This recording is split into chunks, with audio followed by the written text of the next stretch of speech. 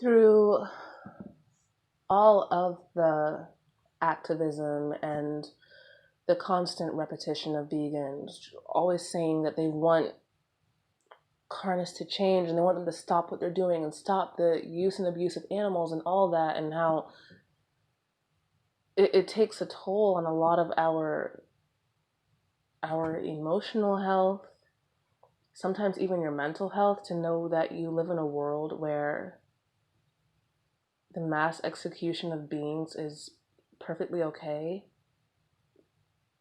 To finally have those goggles off, those blinders off, and to be able to see that your society is bloodthirsty on a daily basis, and everyone that you know is complicit in it, that can be a little bit anxiety provoking. That we just take life, we give it and take it away. We give life and just take it away. And through all of that, and desperately wanting to see a changed and reformed civilization, and being disappointed and frustrated with pretty much every human being that I come across, I don't hate carnists. I don't hate carnists. I don't hate meat eaters. I'm disappointed. And I personally wish I could just go up to anyone who's a part of this system, and just shake them and be like, wake up. But not everyone's going to wake up. And so, while learning to have empathy for animals, I have also had to learn how to have a greater empathy for human beings, especially when the human beings that I'm having empathy for are not the victims in this case. They're the victimizers. They're the perpetrators. They're the one inflicting the cruelest suffering on other beings that have just as much ability to feel pain as we do. And I have to have empathy and forgiveness for them. And I also have to remind myself how I once stood among those people. I was once my own individual carnist personality, where I lived my life with blinders on and ignorant and selfish. I was more concerned with enjoying the food that I was eating than I was concerned with someone is losing their life unnecessarily to be on my plate. And I always pat myself on the back for at least being open. Even when I was struggling for 5 years to stop eating animals and their byproducts, I always knew that it was an end goal for me. And I never quit on that goal, which is why I'm here today as a vegan. Not just plant-based, but a vegan. That's why I'm here today with these ethics, because I always maintained an open mind, even though it wasn't for the right reasons at first. At first, I always knew I was going to be vegan because even though I couldn't exactly pinpoint why, I felt like for me it was healthier because I saw what eating animals did to my skin. But then there's always a thing where I can have turkey on Thanksgiving and Christmas and be vegan the rest of the year and still be healthy. But for some reason, I wanted to go all the way.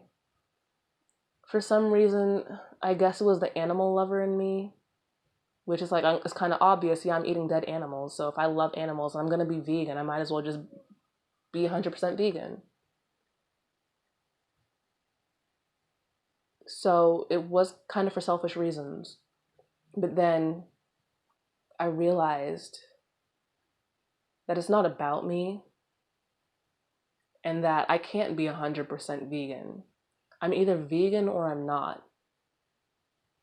I either care about animals or I'm justifying my reason for using them for my own selfish whims. It's either or. And I had to break out of that selfish mindset because since I was a baby,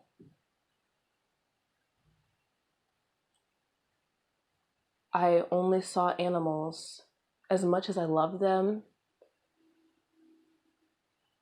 I guess I subconsciously saw them as here for me. I would have never admitted it.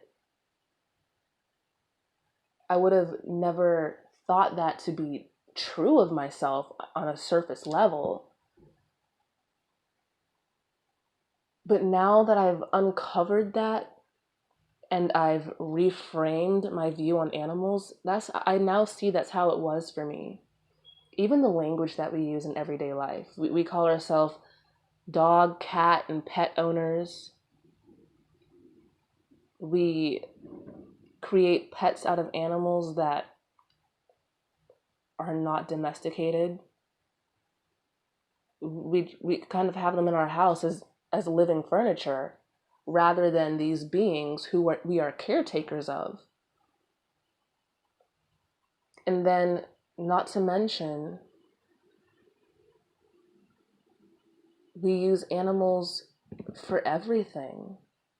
Animal testing is standard. Every every single last culture that I was born into, which is Jamaican, Liberian, and West African, American, and British, they all consume animals. And you'd be hard pressed to find a culture that is completely vegan. Even in the blue zones where they eat primarily plants. That's more of a cultural health thing, but they don't really have those cultural ethics down. I can't think of a culture off the top of my head that is completely vegan.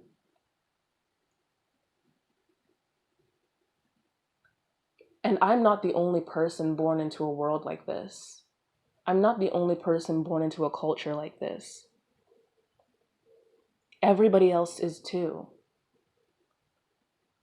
And so when I look at people who use animals, whether it be for food or for clothing, whatever, especially when it comes to food, that's where I have the most compassion towards carnists. I have to. I'd be a hypocrite if I didn't. Doesn't mean I'm going to condone it. It doesn't mean I'm going to encourage other carnists to take their sweet time, just like I did.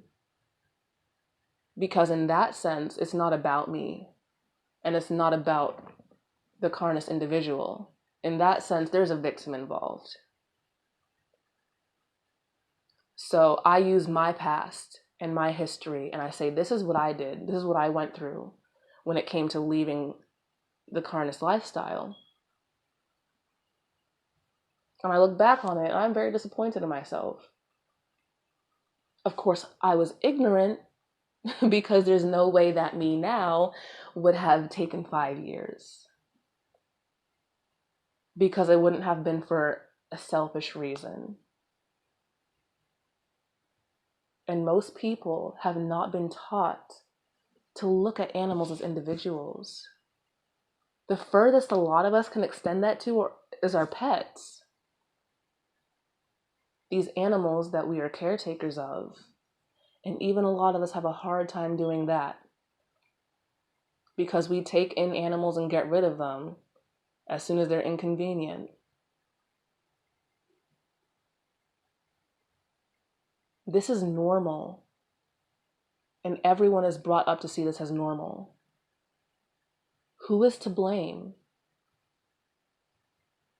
Who is to blame?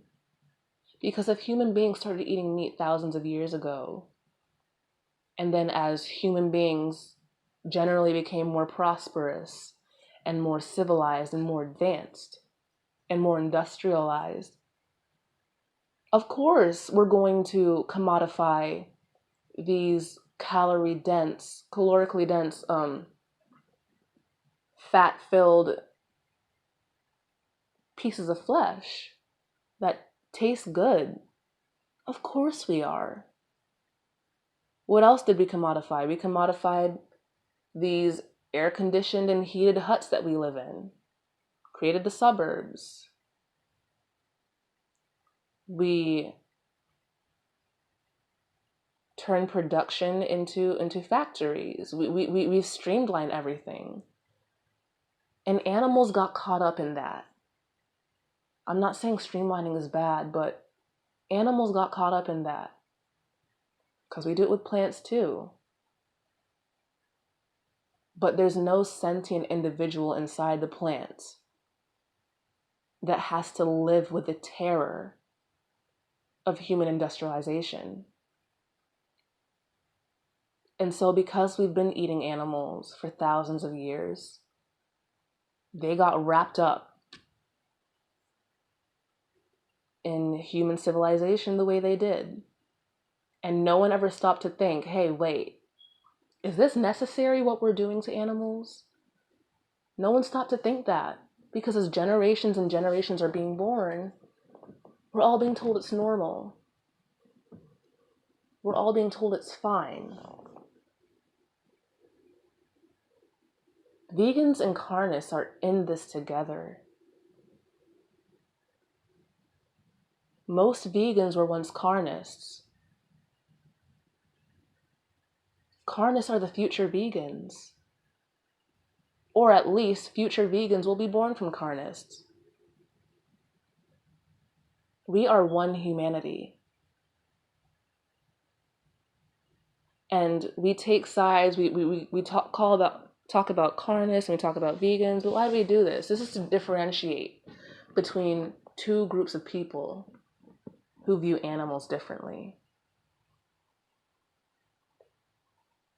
It's not necessarily meant to separate us, because anyone can choose to be a vegan and anyone can choose to be a carnist. If there's a choice for you to choose which side you're on, there's no separation. But no, we should not lump carnists and vegans together as if they're on the same moral standard. Because either you believe that it's okay to take an animal's life unjustifiably, or you don't.